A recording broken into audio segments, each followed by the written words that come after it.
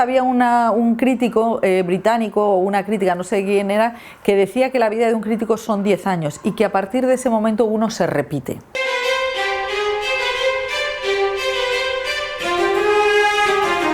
Buenos días a todos y bienvenida al canal. María Guerra está aquí con nosotros, es periodista de cine, locutora de radio, presenta La Script en Movistar, presidenta de la Asociación de Informadores Cinematográficos, en Los Feroz, etc. Y nada, va a estar aquí con nosotros durante los siguientes minutos. Pues muchas gracias. Para compartir las impresiones. Y espero que estés a gusto, por lo pronto. Yo sí, yo estoy aquí dispuesta, totalmente relajada. Yo creo que lo ideal para un periodista es que te hagan preguntas y luego no tener que hacer crónica. O sea, que eso me parece lo mejor. Sí, tú estás más liberada. Que la postproducción la hagas tú. La primera pregunta, querría que nos retrotrayéramos, que viajáramos al pasado a esa pequeña María, esa María infante, esa María niña, que empezó a ver películas, ¿no? Y empezó a sentir esa llama, esa pasión por el audiovisual. ¿Cómo nació en ti ese amor por el cine? Es que en realidad lo mío es más el amor por el periodismo que por el cine, porque yo en realidad de pequeña lo que me gustaba era leer. O sea, yo he sido una niña muy lectora, mucho. Y, o sea, yo soy la pequeña de 5 hermanos, nací en 1965, o sea que imagínate, 1975, muere Franco, un cuarto de estar, con una alfombra, con un perro y un montón de hermanos. Mi padre era un señor así, como un médico un poco, o sea, liberal, pero un hombre que leía muchos periódicos, y la televisión no estaba bien vista. Entonces, claro, en esa época tampoco íbamos mucho al cine, porque era pasta. Ha sido un poco encontrármelo en el camino, no era tanto. Y yo creo que eso está bien, porque yo creo que los periodistas de cine tienen que ser periodistas, no solamente hablar de lo que a ellos les gusta, sino hacer de intermediario entre las películas y sus espectadores. Y así como películas inspiradoras de mi infancia, yo recuerdo haber visto El libro de la selva como de las primeras y me pareció como el disgusto de mi vida, como que jamás te lo perdonaré que se muera Balú. Sí. Y luego con mis hermanas sí que iba al Alphaville, o al Golem ahora, y yo creo que haber visto a lo mejor Johnny Guitar con 15 años, y entonces sí que en la adolescencia, o sea, en esos ya los 15, 16 tal, ir mucho al Alphaville de entonces y haber visto pues El amigo americano. Sí que, o sea, que el cine era una extensión de la literatura. Ya que hablamos de tanto de la literatura y de tu pasión lectora, ¿cuál fue ese momento o esa evolución que pasó de ser aquella María lectora a aquella María que empieza a escribir? ¿Qué fue el chip que te empieza pues, a empezar a querer escribir mucho, en general sobre temas variados, y luego en los siguientes años ir derivando a escribir sobre cine? O sea, ¿en qué momento pasas de devorar libros a querer aportar tu parte, por así decirlo? A mí siempre me ha interesado más, bueno, al principio me interesaba más la escritura que la radio o que la televisión, pero que luego, digamos que yo ahora, cuando me dices escribir, yo no siento que yo escriba, yo siento que yo hablo. Yeah. O sea, que en realidad me parece interesante que a veces escribo, que intento escribir, que tengo una página web que la tengo abandonada porque no consigo escribir, porque toda mi energía se van a hablar. Acabas la carrera y entonces empiezas a pensar que cómo vas a comer. Y entonces yo veía que era mucho más fácil que yo pudiera transmitir algo, pero como de igual a igual. O sea, que la relación de profesor me parece extraña. Sí. Y luego mi marido siempre dice que yo he aprendido a hacer radio en la mesa camilla de mis padres, porque yo siempre, en mi caso, soy un poco como el bufón, ¿no? ¿Sabes? O sea, mis hermanas son las médicos, son las listas y tal, y entonces yo, o sea, como que yo hablo mucho y relleno huecos, sí. Y eso lo he hecho de toda la vida, y entonces es una manera de saber que es porque hablando contactas a las personas. Yo en realidad tengo la sensación de no haber elegido nada, o sea, que todo era como en el camino. La vida te ha ido poniendo. Total. Sí. Entonces yo por eso veo el cine con una sensación, porque yo no me siento en absoluto capaz, o sea, yo juzgo las películas con un poco o sea, en el sentido de un respeto reverencial, en el sentido de que para mí siguen siendo un misterio. O sea, habéis puesto aquí 3 cámaras y a mí me sorprende, o sea, me sorprende tanta, que se pueda hacer tan, que la gente, me parece que hay un acto de magia. Y entonces yo creo que yo me relaciono con el cine de una manera como un outsider, nunca como alguien que quisiera hacer cine o que yo quisiera aportar algo trascendental. Si yo, ¿sabes? una buena ocasión para que nos centremos, si puede ser muy concreto, en esos primeros pasos que empiezas a dar a los medios de comunicación en esos primeros años 90, antes incluso de que empezaras ya a dirigir tus pasos hacia el periodismo cultural, la etapa previa a esa, la etapa previa a quizás hablar ya solo de cine, lo que hiciste antes. En el año 92 hice prácticas en el máster en El País, dos meses en la sección de internacional, y luego no me cogieron, o sea, en El País me ofrecieron quedarme en la sección de local cuando terminé el máster. En ese momento yo había ido a la SER a hacer una entrevista en el programa del cine de Lo que yo te diga, y se había ido una compañera y entonces pues me cogieron. Pero yo no quería. O sea, yo no quería hacer radio porque me daba miedo el hablar en público, me daba pavor y entonces lo pasé fatal. O sea, lo recuerdo aquel primer año como algo espantoso. Estuve 9 meses yendo a una foniatra que se llama Isabel Alvar y que me quería dar el alta y yo no le dejaba, porque yo no tenía una inseguridad, porque en la voz se te va el alma. Entonces yo no, tenía la garganta cerrada, entonces por eso yo ahora proyecto bien, porque claro, me he gastado todo en clases de postura, recorrección postural, no sé qué, todo, porque el controlar que no se note que estás nervioso para mí era mucho más acuciante que el propio periodismo. ¿Y cómo pudo ser ese proceso de empezar con pavor a la radio y tener temor a la radio, a que luego haya sido pues ese largo recorrido de no querer ir a la radio, que al final han sido años allí? Entonces, ¿cómo fue esa transformación paulatina? 26 años, o sea, 26. Pues el principio, es que mi generación ha tenido suerte, porque eso de que nos incorporábamos en los 90, y entonces los periodistas mayores eran gente que había salido del franquismo y que eran conscientes de que no se podía explotar, de que, o sea, se trataba bien a los becarios. Y eso lo digo porque ahora ya sabemos que no pasa así, que es carne de cañón. En esa época sí que había una idea de que tú tenías que cuidar a tu equipo. Y, por ejemplo, yo estuve 2 meses en El País, pero no me dejaban hacer coberturas ni trabajar de más. De hecho, me acuerdo que Alfonso Armada, que estaba en Internacional, me cedía el asiento, cosa que era alucinante. Había la responsabilidad hacia tus jóvenes, ¿no? Cosa que yo creo que hemos perdido, y a mí eso me parece que a mí me ha ido bien y a mis compañeros de generación nos ha ido en parte bien, porque ha habido alguien que nos ha enseñado. Entonces yo creo que tuvimos la suerte, y lo digo sin nostalgia, porque luego he tenido que ver lo ingrato que es no saberte el nombre de los becarios, o sea, no interesarte porque no puedes. Vamos a centrarnos un poco más en Lo que yo te diga, en concreto, en el programa Lo que yo te diga, y sobre todo en qué cambios has notado que has dado tú a ese programa con respecto a lo que era cuando llegaste y lo que ha acabado siendo durante tu largo periodo de trabajo allí, incluso ahora. O sea, ¿en qué se ha ido transformando Lo que yo te diga? O sea, Lo que yo te diga vivió desde el 89 hasta el 2009, que es la época de la crisis. Era como el cuarto de Harry Potter, un desván en el que bajaba gente de la cadena SER por cortes de películas y cosas así, ¿no? Entonces, cuando yo llegué, pues claro, todo estaba el formato era lo que primaba, ¿no? Porque era más el formato impuesto por Carlos López Tapia, que es un periodista que sabe muchísimo, y luego tiene la particularidad de que Carlos es ciego. Entonces, claro, es un director de radio ideal, porque en la radio todos somos ciegos. Era muy equipo, o sea, tú tenías libertad de hacer con tu reportaje lo que quisieras.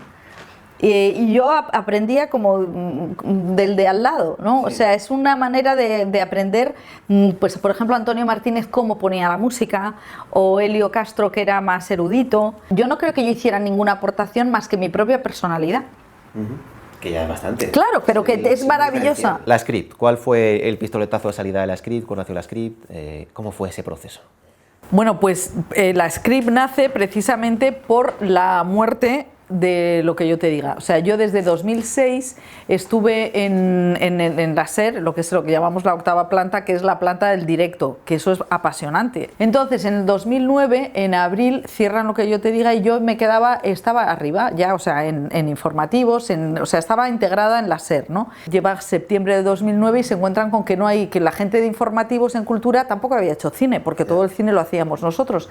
Y entonces yo empecé a ir a San Sebastián y entonces empecé a ir, estaba un poco perdida, o sea, no tenía un sitio muy claro en la SER y entonces empecé, en el 2009 ya empezó Internet con potencia y los compañeros de web, que había un compañero que es Javier Casal, me dijo, deberías hacer un blog.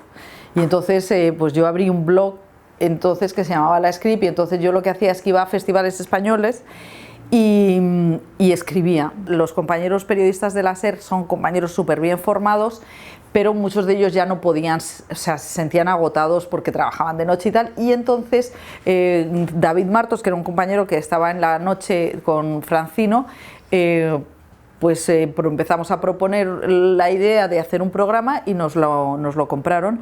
Y entonces La Script nace pues un poco como la desesperación y la soledad mía de que como no vamos a tener un programa de cine y tratar el cine no solo como entretenimiento, que es lo que pasa en informativos, que es un desengrasante informativo y no tiene entidad. Por ejemplo, en las cadenas generalistas lo que tiene entidad es la política. Sí. Entonces, claro, dices, bueno, es que el cine... Entonces yo ahí sí que hago un viraje hacia lo político porque soy consciente de que en las ruedas de prensa que yo cubría, esos cortes que yo sacaba no los metían en informativos, pero si tú hacías un enfoque de la película política o por ejemplo se muere Adolfo Suárez y está Saura en el Festival de Málaga, pues en la entrevista de Saura intentarle colar una pregunta de Adolfo Suárez que era muy difícil porque Saura tiene un colmillo larguísimo y su hija Ana me dijo no te va a contestar y me contestó. Entonces yo ahí aprendí haciendo ese programa, que era un programa con muy pocos medios que hacíamos David y yo, pues a replantear el cine de una manera menos cinéfila y más política. Bueno, ya en La Script empezó a haber una fuerte carga de contenido visual en la radio que acabó, por ejemplo, produciendo, que acabase convirtiéndose después en un programa de televisión. Entonces, ¿fue un paso lógico para ti pasar de la radio a la tele? ¿Y qué posibilidades expresivas nuevas te dio la televisión que no habías tenido la radio hasta el momento, que de repente pues empiezas en televisión y tienes un mundo nuevo ante ti, ¿no? Un melón que abrir? Bueno, ¿Qué te ofreció aquello?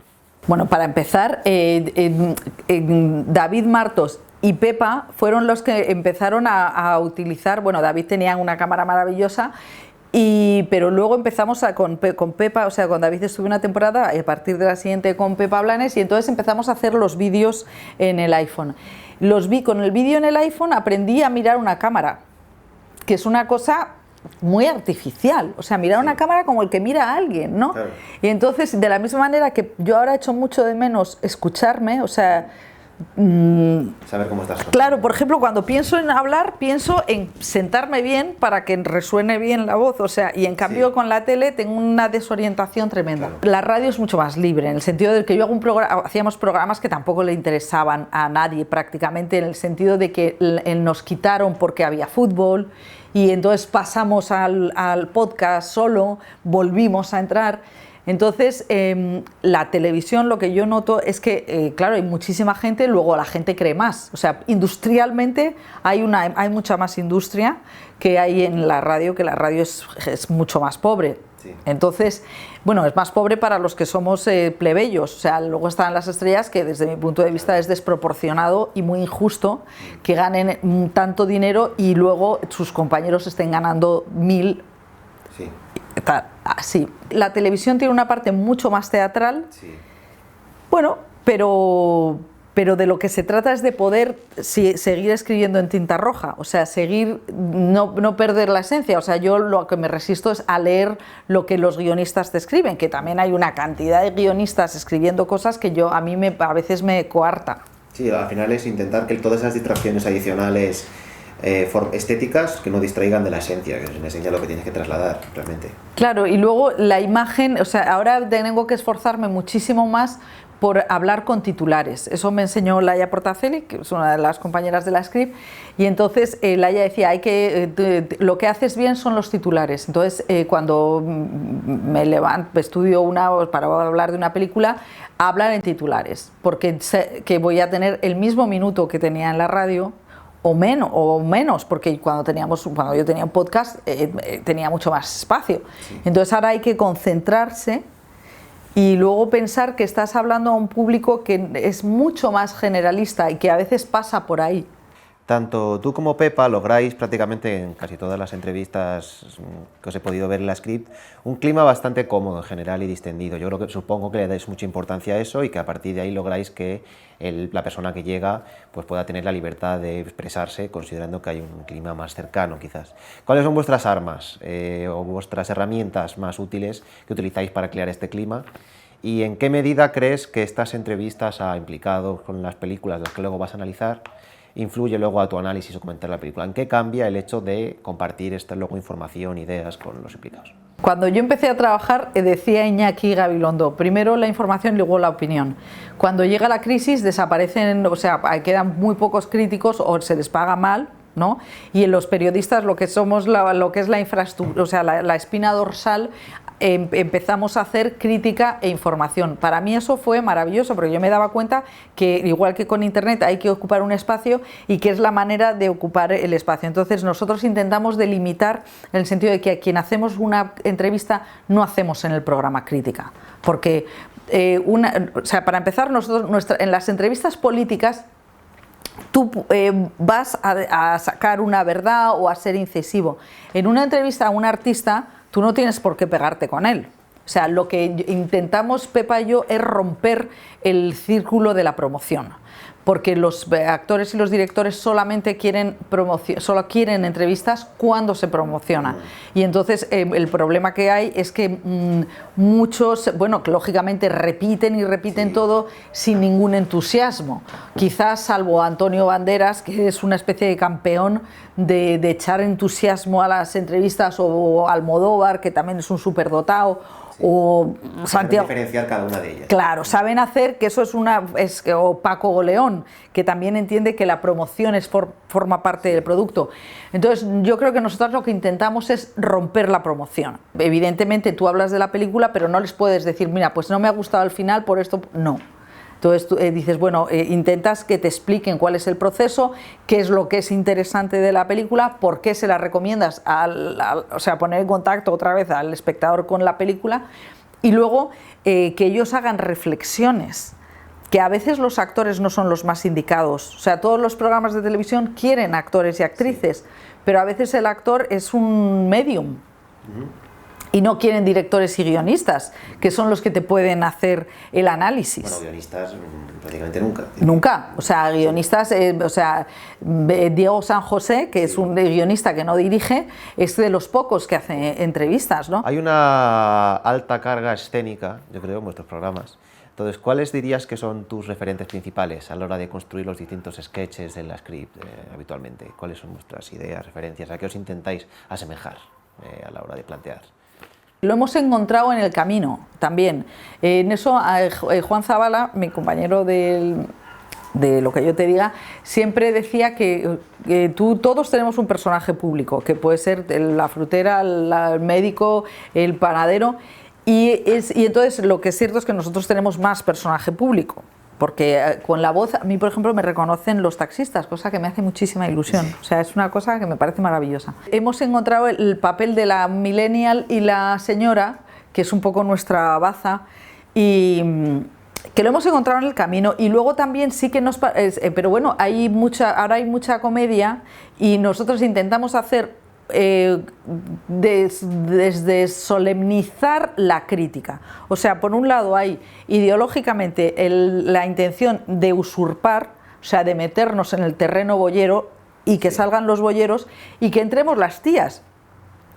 Porque el cine es la vida y no estamos contando las historias ni tampoco criticándolas. Entonces, sin ánimo de ser mejor, pero quitándole toda esa pomposidad que tiene el crítico de periódico, que además se cree que pontifica y que a alguien le importa. Entonces yo, que llevo yendo a festivales desde el año 93, es que he flipado en colores toda la vida pensando, bueno, y estos señores piensan que a alguien les importa, que les digan, que cuenten sus cosas. Entonces yo, que he sido plumilla muchísimos años, les he visto como si fueran, me he descojonado, o sea, digo, estos tíos son patéticos, o sea, que se les cae la babilla cuando aparece una tía buena, que tú dices, bueno, por favor.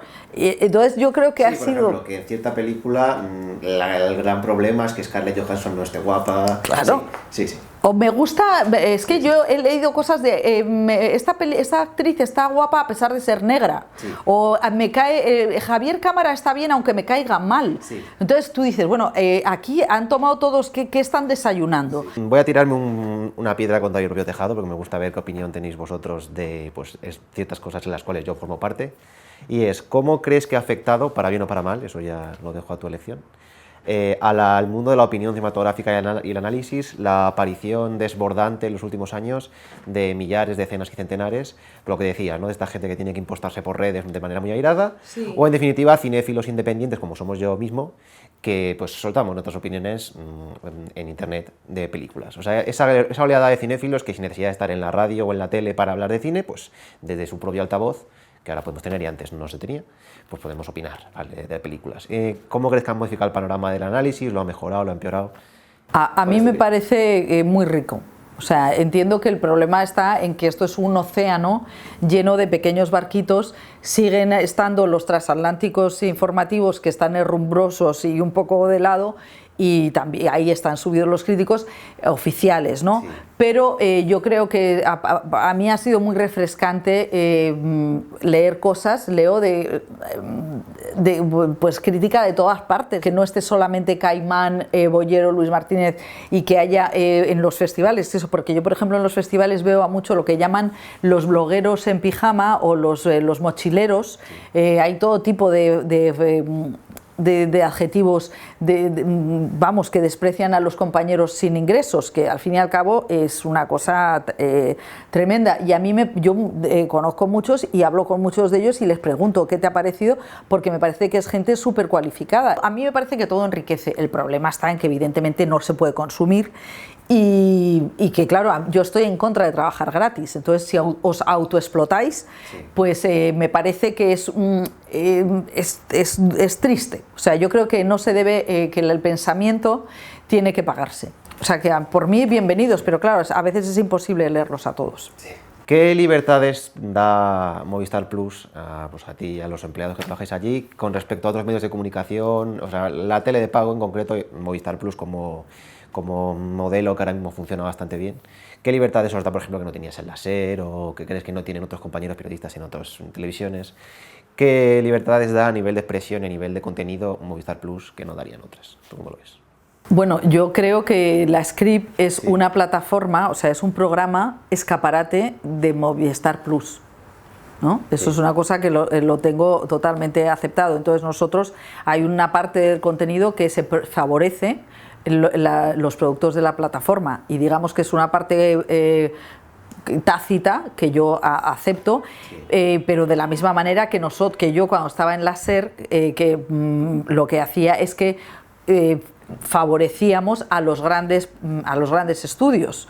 O sea, que tú en realidad también, no es que yo me haya dejado comprar por el capital, es que yo siempre me he intentado ser una periodista generalista en cultura, lo que se llama cultura y sepultura. Sí. Se hace información, o sea, informativamente solamente estrenan, se vendes los muertos, sí, los premios y el furgón de cola de lo que quepa en el informativo, o si alguien ha dicho una burrada política. Nosotras elegimos, también con el equipo que lo hace Globo Media, elegimos las películas, pero las elegimos Pepa y yo generalmente. O sea, decimos, queremos hablar de estas películas, sobre todo en la crítica. Como presidenta, bueno, de la Asociación de Informadores ¿De blogueros en pijama? Sí. Lleva ya unos cuantos años al frente de los Premios Feroz, que es una iniciativa que ya tiene una cierta vida. O sea, creo que ya no hay que llamarlos prejóvenes. Llevamos casi 10 años, no, pero más de 5. Siete. Sí, ya van camino los 10 años. Por lo tanto, ya hay un un amplio armario de anécdotas, vivencias, experiencias. Entonces, ¿cuáles han sido hasta ahora, en este periodo, que habrá sido, imagino, muy complicado, supongo, las mejores vivencias, experiencias que has podido sacar al frente de gestionar Los Feroz y qué cambios crees que se podrían hacer para mejor en los siguientes años, considerando siempre la coyuntura, dificultades, etcétera? Bueno, yo soy presidenta desde hace un año, o sea, esta ha sido mi segunda, este año en el 2020, sí, mi segunda ceremonia, y esto es una asociación joven. Por lo que te has encontrado desde que llegaste. Yo me he encontrado con una asociación joven, que son compañeros que además la fundaron compañeros que salieron de la profesión. El establishment también debería participar más, participa bastante, o sea, sí, está El Mundo, está Luis Martínez, que la verdad es que le agradecemos mucho que se arrime, porque es muy importante tener a los grandes, está Elsa Fernández Santos del País, Elena Sánchez de Televisión Española, Radio Nacional, o sea, estamos bien de grandes medios y muy bien de pequeños medios pequeños, pero algunos también muy pujantes en internet. Cara a los premios, es una gestión muy difícil que lo hacen una productora que se llama La Tropa, que son compañeros. Sí. Y la verdad es que todo el mundo quiere, sale bien la última, ¿no? Con Almodóvar y Penélope, pues ya te dicen que todo el mundo la quiere hacer, pero a la hora de poner el dinero, nadie quiere luego. Entonces te encuentras con ese tipo de miserias y eso es duro, pero yo creo que el mundo del cine y de la televisión está respondiendo muy bien, porque es que ellos sí que entienden lo del el transmisor que somos los periodistas y por eso es importante que haya periodistas informadores e informadoras que estén pagados, porque si tú no estás bien pagado a lo mejor no puedes ver la película entera o a lo mejor haces una entrevista sin haberla visto. Vivimos en una era en la que si ya siempre había sido importante el espectador, desde luego, es porque es la persona que va a dirigir el contenido y hay que intentar agradarle, evidentemente. Ahora estamos en un momento en que ya el contacto con el espectador yo creo que es inmediato y yo creo que incluso más que nunca se da una importancia plena a la retroalimentación con el espectador, principalmente en redes sociales, que ya se opinan, incluso en muchos programas vemos cómo dan contenido y crean el contenido y modifican el contenido del programa en base a la opinión de ese espectador. ¿Cuál ha sido la experiencia desde la Script en cuanto a veros influidas por las opiniones ajenas? ¿Cómo lleváis vosotras, pues eso, lidiar con las opiniones de los espectadores en el día a día? Esas cosas. Bueno, yo creo que yo estoy completamente en contra del fan pleaser, que es eso de que ver una película y pensar en lo que piensan sus fans. Sí, sí.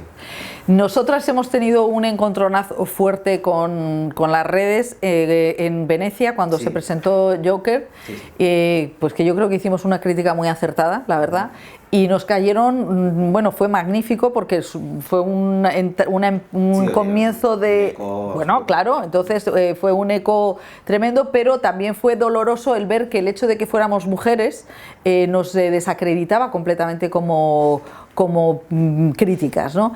Y a mí lo que me sorprendió es que en ese linchamiento estuviera gente con cierto nivel que contestamos. Tenemos una community manager que nos dice, o sea, nos orienta, ¿no? Por ejemplo, fuimos a La Resistencia y tuvimos más dislikes que likes, lo cual lo considero maravilloso, porque considero que... Hombre, pero que es una reacción. Claro, y dices, algo le pasa a ese público cuando no pueden aguantar que haya... O sea, me llamaron de todo y yo dije, bueno, pues que se hagan mirar, porque también ahí hay una ideología. Sí, sí. No, al final es interesante porque sacas conclusiones de cómo reaccionan ciertas audiencias a ciertos perfiles. O sea, unas cosas que a mí me pareció muy interesante. Yo me interesan las redes en tanto en cuanto forman parte de mi trabajo.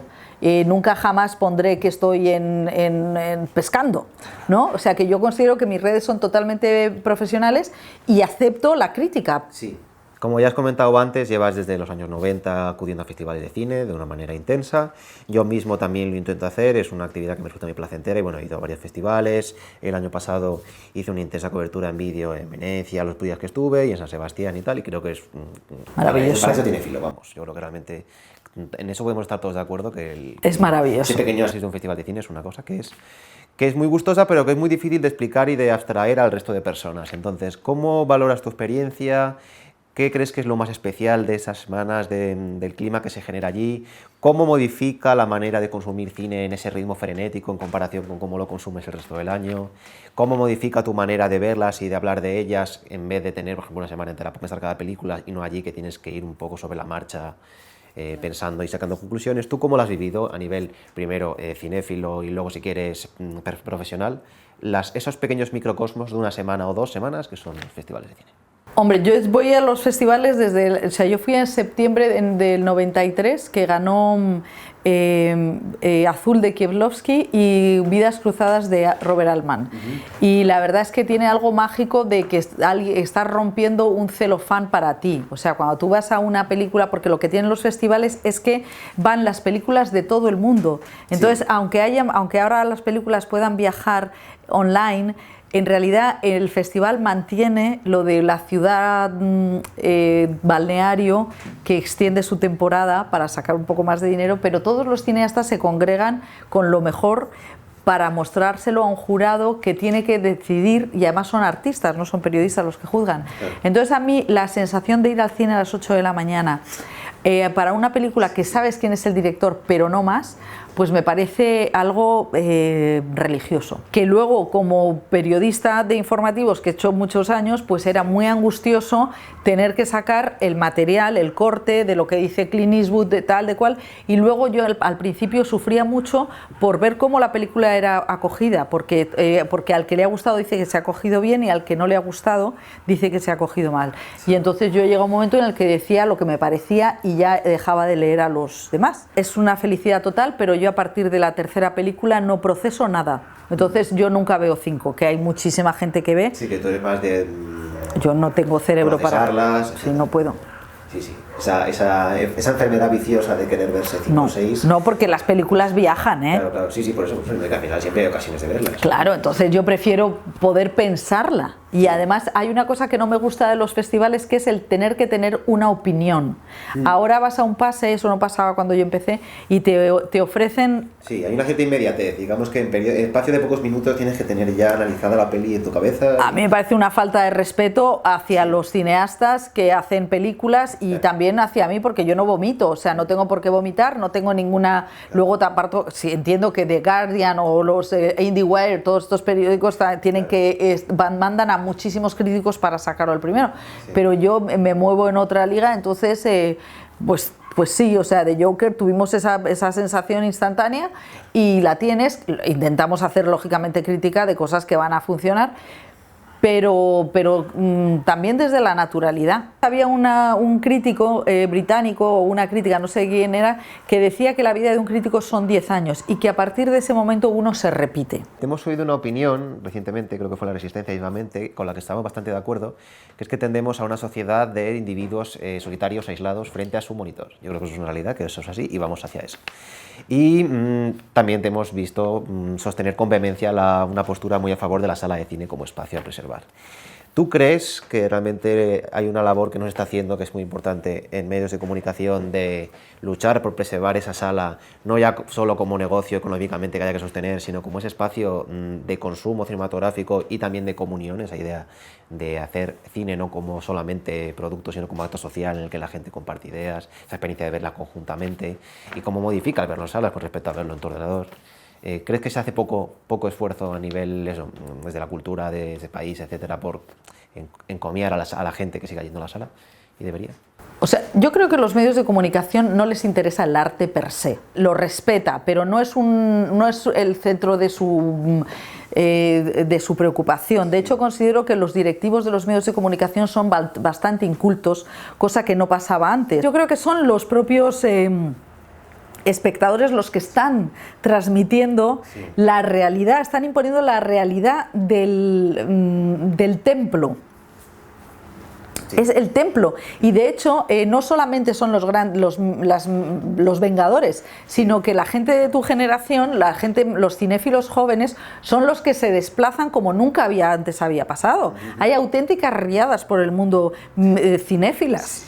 Y eso es maravilloso, o sea que yo no creo que sea tanto los medios de comunicación, sino los propios espectadores que consideran que ver en común algo es una experiencia muy religiosa. ¿En qué te ha mejorado y te ha cambiado, tanto personal como profesionalmente, tu colaboración con Pepa Blanes? Hombre, Pepa, David Marto estuvo conmigo un año, pues luego se fue y Elio Castro, mi compañero del cine, Lo que yo te diga, me recomendó a Pepa, que yo la conocía de estar por la radio. Pepa y yo somos súper diferentes, pero precisamente ha sido una relación muy complementaria, porque no ha sido competitiva, Sí. Y eso es muy importante. Tengo una complicidad que ha sido muy difícil en el sentido de que cuando yo me he ido de la SER, yo lo he pasado mal y Pepa seguía, pero yo me alegro mucho por ella, porque luego la SER, a pesar de nuestras diferencias, como diría mi padre, bueno, pues que claro, después de muchos años tienes diferencias,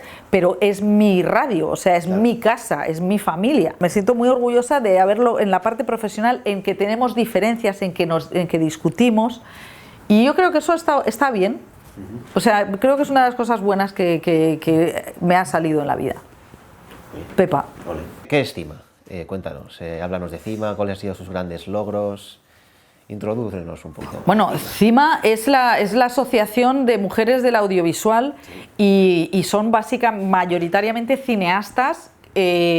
Y pues hay de todo tipo, pero hay muchas directoras que son las que lo han montado. Siempre nos han hecho además muchísimas encuestas sobre la presencia de la mujer, la discriminación, tal, y son súper peleonas. Estas deben llevar ya como 10 años. Yo me he hecho socia antes de ayer, prácticamente hace un año, porque me llamaron en plan de, pero vamos a ver, ¿cómo que no te...? ¿Cómo puede ser que no estés? Claro, y entonces yo creo que al principio les pasaba como a las mujeres críticas, que nadie creía en ellas, pero ahora es un centro de poder. Es importante que una generación se ligue con la otra, y eso las mujeres lo estamos aprendiendo de los hombres, que pues eso es normal, ¿no? Sí. Vas por redes, ¿no?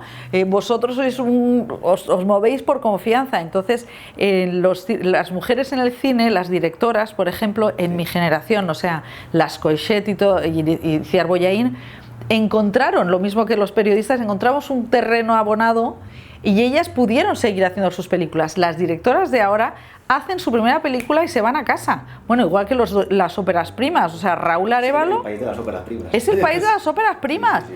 Entonces, CIMA construye un tejido. Y un tejido reivindicativo, un tejido de celebración, un tejido de decir, ojo, que este año no hay mujeres, ojo, que no hay segundas películas. Mis respetos. Claro, porque es informar y luego luchar con una sonrisa, no desde el victimismo, sino desde la actividad. Quiero saber tu opinión en concreto, por ejemplo, de alguien sobre el establishment, o por ejemplo, tú desde tu postura, de por ejemplo esto mismo que vengo haciendo yo. Gente como yo, Nicolás Amelio Ortiz, Elen Cine, Alejandro Calvo, Esa Cine, que hace cosas de este estilo. ¿Cómo crees que puede afectar en el medio plazo, en la opinión cinematográfica, la cultura cinematográfica, esta divulgación por YouTube? ¿Cómo lo ves? ¿Qué crees ¿Qué posibilidades le ves a estas nuevas vías? ¿Qué crees que pueden aportar que no se haya aportado hasta ahora? En fin, ¿cómo lo ves? Bueno, es que me parece que es el nuevo medio. O sea, Steiner, el otro día cuando se muere George Steiner y entonces publican una entrevista póstuma en la que le preguntan por sus errores, y uno de sus errores, como gran tótem de la cultura, que reconoce, es que no se ha dado cuenta de la potencia cultural, política y social del cine. Bueno, es que lo audiovisual, o sea, esto sí, tiene una fuerza brutal. Entonces, bueno, es que Alex Calvo es un nuevo boyero, ¿no? Sí. Y tiene una manera de hacerlo porque está utilizando un nuevo lenguaje. Y de hecho yo creo que es maravilloso poder conectar con toda una generación que quiere consumir así. Hay otras maneras de consumir crítica, que yo creo que, por eso te digo que yo no creo en los tótems. Entonces me parece muy importante, y para los que lo hacéis, es que te estás vendiendo a ti, porque es que si no, el establishment tradicional no había sitio. Claro. Entonces, me parece legítimo. Pues esto ha sido todo, hasta aquí. Espero os haya gustado a los que estáis viéndonos ahora mismo, y muchas gracias a ti por habernos dejado acceder a tu ser, ¿no? Esto persona. Es como una terapia sí, gratis que me habéis hecho. Sed felices y que iba al cine.